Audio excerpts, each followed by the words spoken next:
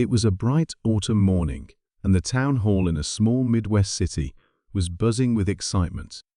Donald Trump, former President of the United States, was visiting as part of his nationwide speaking tour.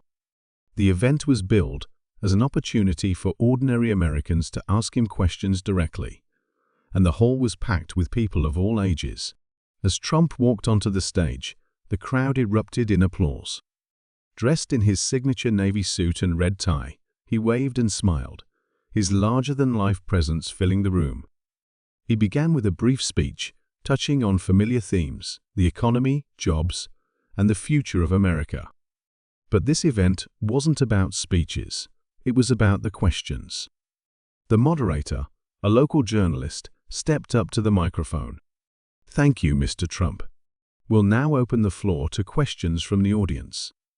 Hands shot up across the room, and Trump pointed to a man in a plaid shirt. "You, sir, go ahead." The man asked about the state of the economy, and Trump responded with his trademark confidence, highlighting his past achievements and sharing his vision for the future. The next few questions followed a similar pattern, adults asking about policy, Trump responding with a mix of statistics and personal anecdotes. Then, a small hand went up in the middle of the crowd. It belonged to a boy no older than 10, wearing a blue sweater and glasses. The moderator hesitated, but then nodded to the boy. "Let's hear from our young audience member." The microphone was passed to him, and the room fell silent. The boy, clearly nervous but determined, stood up and asked, "Mr. Trump, why do grown-ups fight so much, and why can't they just be nice to each other?" The question hung in the air, disarming in its simplicity. For a moment, Trump seemed taken aback.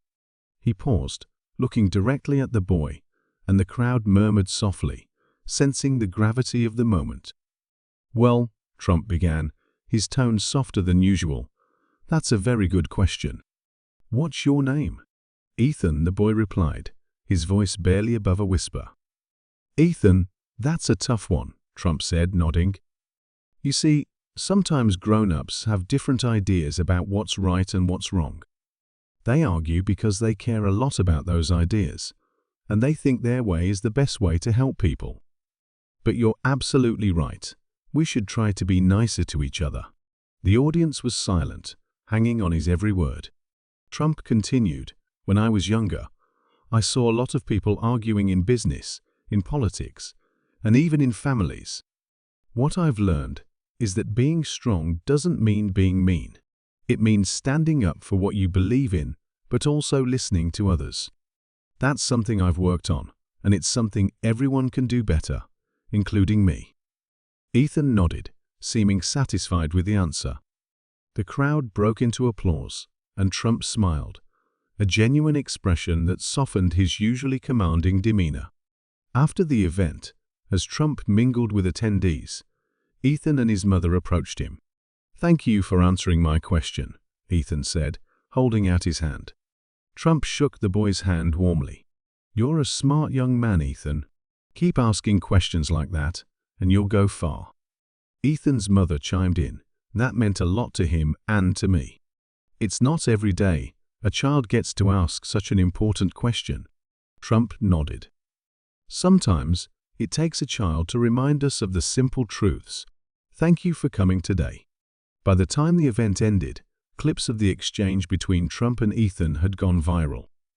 Social media lit up with reactions, ranging from admiration for the boy's courage to praise for Trump's measured response. "Regardless of your politics, this was a moment of humanity," one user tweeted. Another wrote, "Ethan's question and Trump's answer remind us that we all have a lot to learn from kids." The next morning, news outlets ran headlines like, "Trump's heartfelt moment with a young boy and the question that stopped a town hall in its tracks." Weeks later, Ethan's question continued to resonate. Teachers used the clip in classrooms to discuss kindness and conflict resolution. Community leaders cited it in speeches about unity. Even late-night comedians, often critical of Trump, acknowledged the sincerity of the moment. Trump himself reflected on the exchange during a subsequent rally. "That boy, Ethan, he asked a question that really made me think," he told the crowd. "Why do grown-ups fight so much? Maybe we need to remember the basics: respect, kindness, and understanding. If we all did that, imagine what we could achieve." The audience erupted in applause, and for a brief moment, the usual divisions seemed to fade away. As for Ethan, he became something of a local celebrity. His school held an assembly where he was honored for his bravery, and his question inspired a campaign called Ask Like Ethan, encouraging people to ask thoughtful, honest questions in their communities. In an interview, "I'm so proud of him. He taught us all something important that day. And I think Mr. Trump did too." The story of Ethan and Trump became a small but meaningful part of the national conversation, a reminder that even in a divided world, moments of connection and understanding are still possible. And sometimes, it takes a child to ask the question everyone else is too afraid to voice. The narrative didn't end with just a viral video or fleeting headlines. Over the following months, the story grew into a larger movement. Inspired by Ethan's innocent yet profound question, schools across the country adopted programs focusing on conflict resolution and kindness. Many educators designed workshops where children could role-play resolving disagreements respectfully, encouraging a culture of empathy from a young age. One such school was located in a bustling city in California. The principal, having seen Ethan's video, decided to integrate it into their morning assembly. "Let's talk about why grown-ups fight and what we can do about it," she told the students. The discussion led to an outpouring of ideas from the children, ranging from simple acts of kindness to more structured suggestions like creating peace corners where students could discuss their conflicts in a calm environment. Meanwhile, Ethan's small town found itself in the spotlight. Visitors came from across the country to meet the boy who had sparked a national dialogue. His family's mailbox overflowed with letters from people sharing their own struggles with conflict and how his question had inspired them to think differently. One letter, in particular, stood out to Ethan. It came from a retired schoolteacher in Maine. "Dear Ethan," it began, "I've spent my life trying to teach children to be kind to one another, but your question reminded me that even adults have so much to learn. Thank you for reminding us of what truly matters." Ethan read the letter aloud to his mother, who hugged him tightly. "You've done something important, Ethan," she said. "Never forget that." Trump, too, found himself reflecting more on Ethan's question. During interviews and public appearances, he often brought up the boy's courage and wisdom. "You know," he said during one late-night talk show, "it's easy to get caught up in the noise and the arguments. But sometimes, it takes a kid like Ethan to make you stop and think. Why do we fight so much? And what are we teaching the next generation?" His acknowledgement resonated with many. Though Trump remained a polarizing figure, even his critics couldn't deny the sincerity with which he spoke about the moment. The talk show host, known for grilling his guests, responded warmly, "It's rare to see that kind of vulnerability in politics. Thank you for sharing that." Months turned into a year, and the story continued to ripple outward.